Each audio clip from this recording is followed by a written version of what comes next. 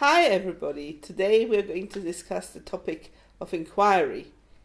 Inquiry is an important part of MBCT and MBSR, if not the important part, the most important part. So let me try and demystify it a little bit so that you don't worry about it too much. I will give you a few important pointers. Secondly, I'm going to demonstrate an inquiry process with a client. Thirdly, I'm going to summarize. And fourthly, you have two more rather long papers in your MBCT Teacher Development 1 handout, which I would encourage you to read after you have seen this video. And perhaps read it a few times so that it really sinks in.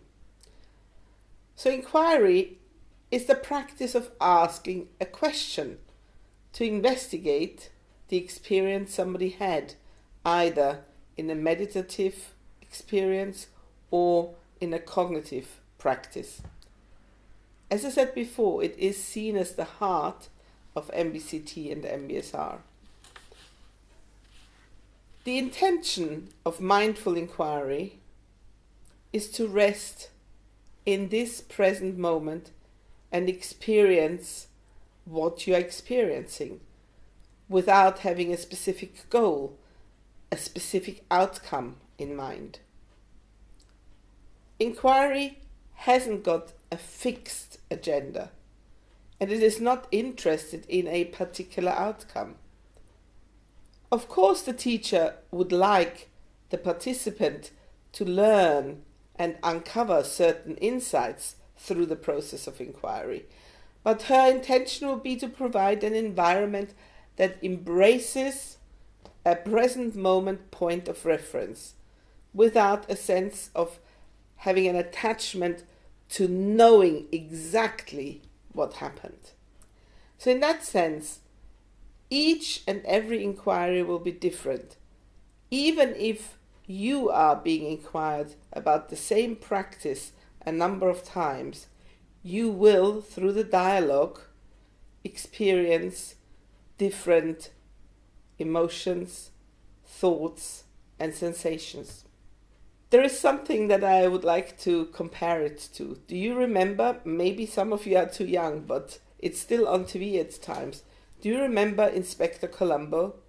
Inquiry is a little bit like being Inspector Columbo. You know, when he asks a few questions, then seems satisfied, takes out his cigarillo or cigar, and puts on his coat and is on his way out. And then he suddenly turns around and says, just one more thing. And then he asks another question. And the other person is actually not prepared for that question. Now, in that sense, an inquiry is always open-ended without a specific outcome in mind. Of course, otherwise, it's not like Inspector Columbo. But I just always remember him being a very good example in using the process of inquiry. The other thing that we encourage participants to observe is not just what they experienced and thought about during a meditation or a cognitive exercise, but also what their sense in their physicality was, where in the body they might have seen particular or felt particular sensations. So if they felt sad, for example, did they feel a lump in their throat? Or did they feel tearful? Or did they feel tightness in their stomach? So we turn to our physical sensations in order to understand our emotional and cognitive experience. Basically, inquiry is all about showing a genuine interest to the person you are asking about their experience. A genuine interest. So it's not like a police interview. It's not like an exam.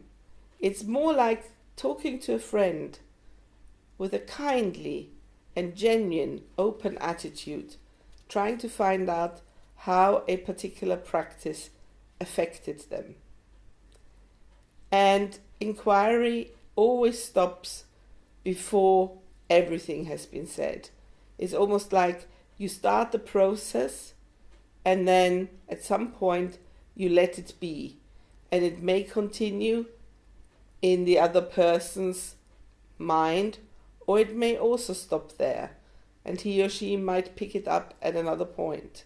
So in summary, an inquiry is bringing awareness to an experience, cultivating a sense of knowing in detail, moment by moment, what's happening in the body and the mind.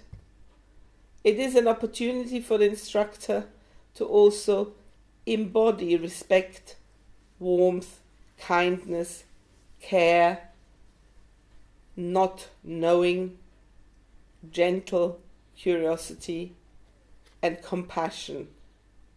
It is a we, you and I, experience, and a very, very tender unfolding.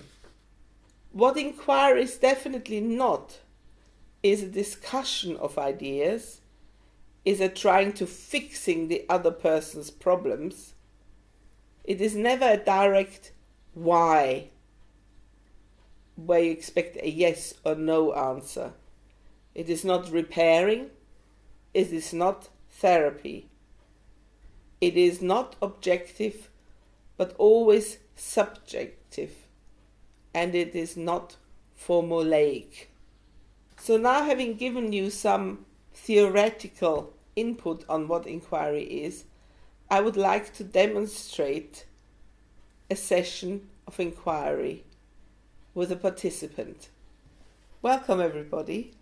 Nice to see you again today. I'm going to tell you a story now, a very short story, but I would like you all to listen to it without actually looking at me, so that you can really in your mind visualize the story. So if it's okay for you, gently closing your eyes, please. And now I would like you to visualize walking down a street. Choose and select the street of your liking.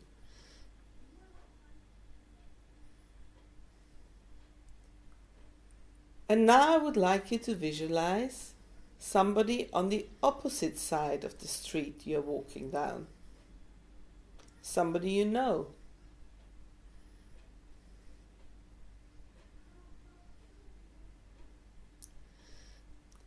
And so you decide to greet that person.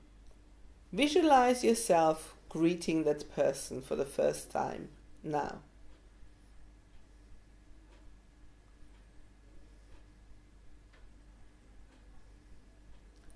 And the person does not respond. Stay with your emotions and sensations now, bringing awareness to what you are really feeling at this moment in time.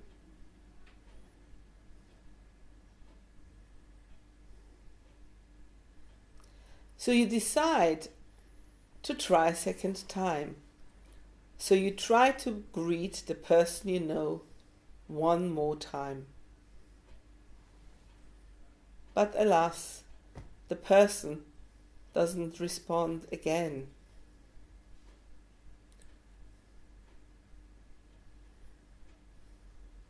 And this is already the end of the story.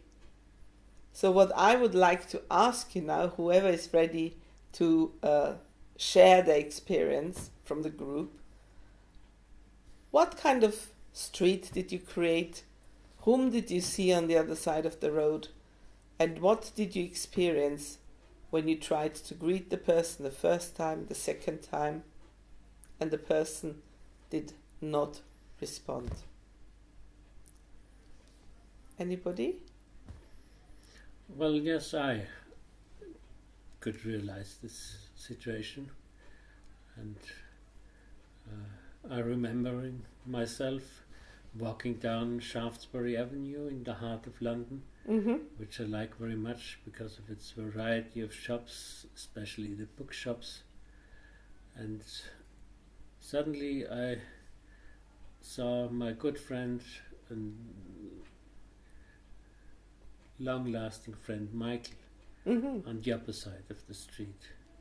And first I waved with my hands, and then I started shouting a little bit, but I realized that there was so much traffic, and so much cars and taxis and buses on the street, and so many people looking, that I couldn't hear myself in a proper way. So then I tried again and shouted even louder and stronger.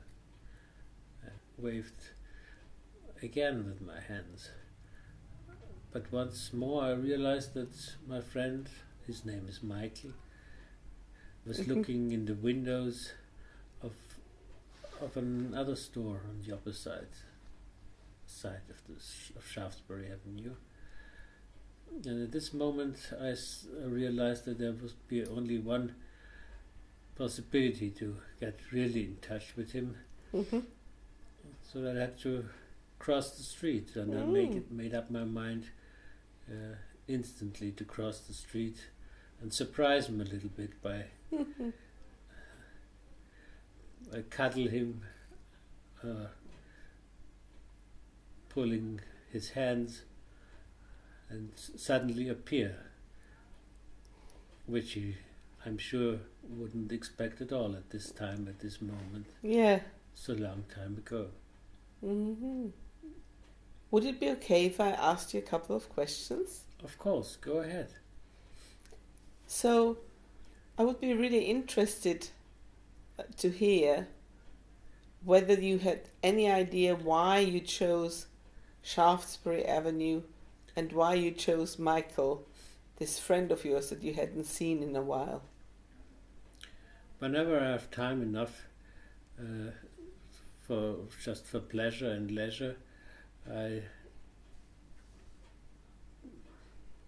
do prefer certain parts of London for my shoppings, and Shaftesbury Avenue is of course famous for its bookshops. Ah, yes.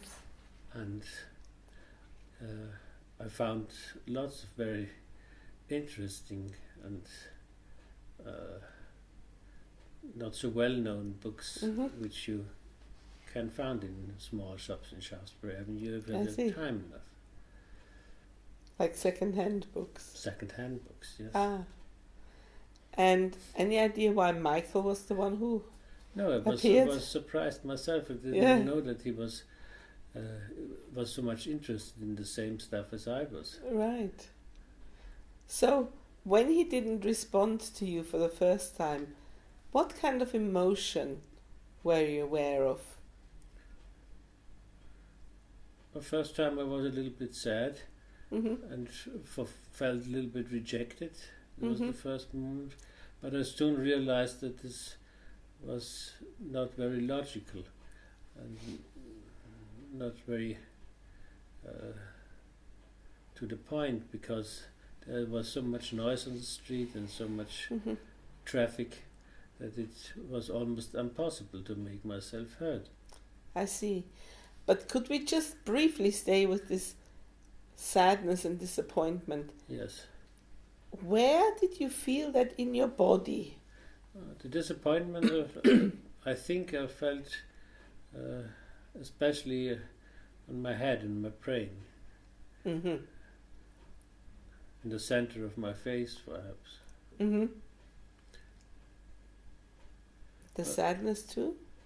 Sadness, yes, perhaps in my brain and breast, the upper part of the body. I see. And second time round, when you tried even more and waving and shouting his name, and he still didn't respond, what was your emotional experience then? I was even more depressed that there was no reaction, but in 2 or 3 seconds I made up my mind and decided to cross the street to share him and surprise him and talk to him. And in this very moment where I made this decision, the sadness went away and was overturned by joy and looking forward for the surprising which I intended to do. I see. So that's very, very interesting, isn't it? What our mind can create and how our mind can throw up emotions and how we ourselves have the power to change these emotions by changing our thoughts and by changing our actions. Exactly, that is what I felt. Yeah. Thank you very much indeed. Would you like to add anything else? Well, I just remember that a situation like this happened to me once or twice in my real life, not on Shaftesbury Avenue, but Yeah. at another location. Mm-hmm. And yeah, it helped to do the first step myself and close the gap and cross the street myself and being the person who is taking action to making the contact. Mm-hmm. And in both cases it was a very nice meeting and a very joyful meeting. So I always kept this in mind, that the other person does not deliberately ignore you, but it was just because of the circumstances that I was not heard. Thank you very much. You're welcome. Would anybody else like to share their experience in the circle? So, thank you everybody for sharing. We've now heard a number of different feedbacks. So, there was the first participant who shared his experience on Shaftesbury Avenue, and although he experienced a little bit of sadness and upsetness, he was quite ready to get himself out of a depressive, sad mood and come up with an action plan. And this action plan alone already raised his experience of meeting the friend, or of going to meet the friend. Now, there were other participants who said that they felt rejected, for example, because the other person didn't respond. Or others even angry because they felt how rude the other person was. And so and again, everybody described how and where they felt the sensation of anger or rejection or sadness. Usually, and that's one of the important things with inquiry, is that it's not just something to do with what we think, but that connected with that is a sensation in the body. And when we learn to acknowledge and find what sensations appear with what emotion, then usually we can intervene at a much earlier stage so that we don't slip back into an episode of depression, stress, anxiety. So that's an important point to remember. And now I would like you to remind you a second time. So I just read out the summary that I've made about what inquiry is and what it isn't. So inquiry is cultivating a sense of knowing in detail, moment by moment, in body and mind, an opportunity for the teacher to embody respect, warmth, care, not knowing, gentle curiosity and compassion. As I said before, it's a we experience between the other, the person, the experiencer, and the trainer. And what inquiry is definitely not is a discussion of ideas, a trying to fixing the other person or repairing him or her. It's also definitely not therapy. And it's never objective, it's always subjective. Okay? And as another summary, I want to read out to you what the trainer's qualities are. I've briefly mentioned them just now, and I now give you a slightly longer list, which you might want to write down, or you can watch this video again, and try and embody these qualities so that inquiry becomes a more joyful and more fruitful experience. So for experiencing a good inquiry process, the instructor qualities and attitudes are: not knowing, acknowledging to yourself that you don't have all the answers. Second, curiosity, taking an interest in whatever is being described, regardless of how exciting it might be. Third, kindness and hospitality involves welcoming whatever is present, using attentive, non-verbal cues like or yes. Fourth, embodying the practice, bringing awareness to present moment experience, to the here and now, and trying as best as possible having the participants to stay in the here and now with this particular experience he's just had. Not fixing is the fifth point. Recognizing that there might be solutions, but that it's not up to you to deliver them to the participant. It's up to the participant to make decisions on what he has learned through the process of inquiry. 6 is opening space of dialogue, recognizing that there is a trust that develops, and being able to say, please, may I ask you another question? Would it be okay to go on a little bit longer? 7th, asking permission whether an even deeper question is allowed. How is this for you? May I ask you about that? 8, letting go. Inquiry involves working with a non-fixed agenda and not feeling there has to be like a perfect insight, a perfect answer that will heal this person or save this person. 9, as you might have noticed by now, is asking open-ended questions. Maybe you want to share what you experienced with us today. Please say a little bit more about this. Please say a little bit more about this. Point 10 is humility. Inquiring means that the other person is the expert and you are just the listener. So you need to sometimes ask, did I understand you correctly? Was this what you meant? 11 is avoiding attachment to insight, avoiding attachment to a particular outcome. Like, why do you think this happened? More like a probing. How do you think this could help you in future, this particular insight?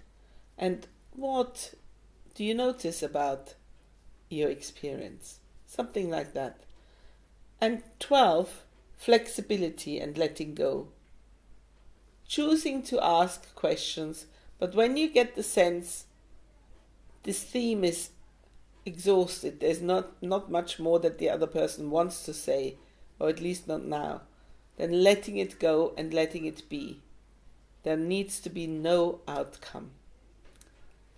And the last thing I wanted to tell you about inquiry is putting it in the context of the 2-hour MBCT module. You will have to teach 8 2 to 2.5 hour modules plus a 1-day silent practice.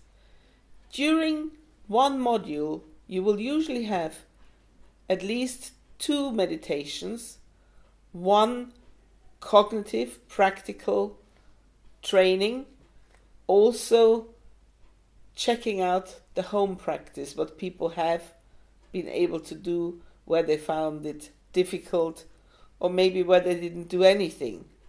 So for all these different components, an inquiry is necessary. So after each meditation, after a cognitive practice, and also after checking out the home practice. So if you imagine that you've only got 2 hours, maybe a little longer if you decide to do so, a usual inquiry process is no longer than 10 to maximum 15 minutes. So please, be kind to yourself. Don't be too worried about it. Use it a little bit like Socrates taught his disciples when he said, the answer lies within each one of you. You don't have to have the answer. All you do is to enable the participant to explore what a particular meditation or other training aspect taught them.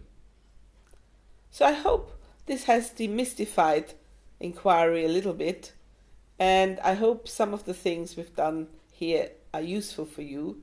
And as I said, you can watch the video a couple of times or more, and please do read the 2 chapters on inquiries in your TD1 handout. Thank you for listening. Bye.